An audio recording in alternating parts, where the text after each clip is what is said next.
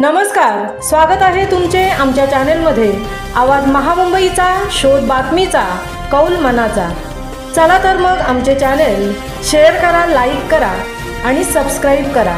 धन्यवाद। बदलत्या वातावरणात आपल्यात आवश्यक ते बदल करून काळाबरोबर जुळवून घेणे आपल्या अस्तित्वासाठी आवश्यक आहे, असे मत प्रेरणादायी व्याख्यात्या अंजली धानोरकर यांनी व्यक्त केले।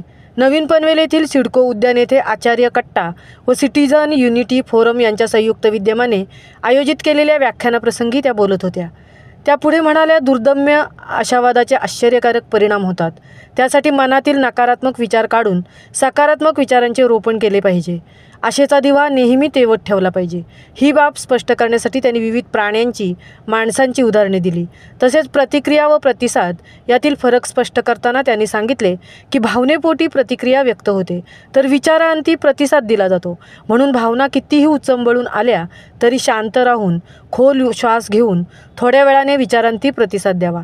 जगावं कसं हे सांगताना त्या म्हणाल्या, ठिणगी आहे तोपर्यंत भडका होण्याची वाट न बघता ती वेळीच विझवली पाहिजे। व्याख्यानाच्या समारोपानंतर त्यांनी स्वतःचा परिचय ओघवत्या भाषेत करून दिला। कार्यक्रमाचे प्रास्ताविक करताना कपचे माजी अध्यक्ष मनोहर लिमये यांनी कपच्या गेल्या 25 वर्षाच्या वाटचालीचा आढावा घेतला, तर संगीता थोरात यांनी गेल्या 11 वर्षात अनेक नामवंत वक्त्यांच्या विचारधनांनी आचार्य अत्रे कट्टा समृद्ध झाल्याचे सांगितले। आचार्य अत्रे कट्ट्याचे अरविंद करपे यांनी कार्यक्रमाचा समारोप केला।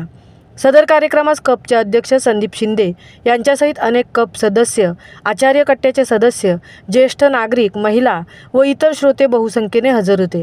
सामूहिक राष्ट्रगीत गायनाने या सुंदर कार्यक्रमाची सांगता झाली। आवाज महामुंबईचा चॅनेलसाठी मिलिंद खारपाटीलसह तृप्ती भोईर, पनवेल। असं मी समजतो। याच्यानंतर मात्र या पद्धतीने वागण्याचा आपण सर्व प्रापंचिकाने सुरुवात करावी। याचं कारण असं की वर्षातला केवळ 26 दिवसच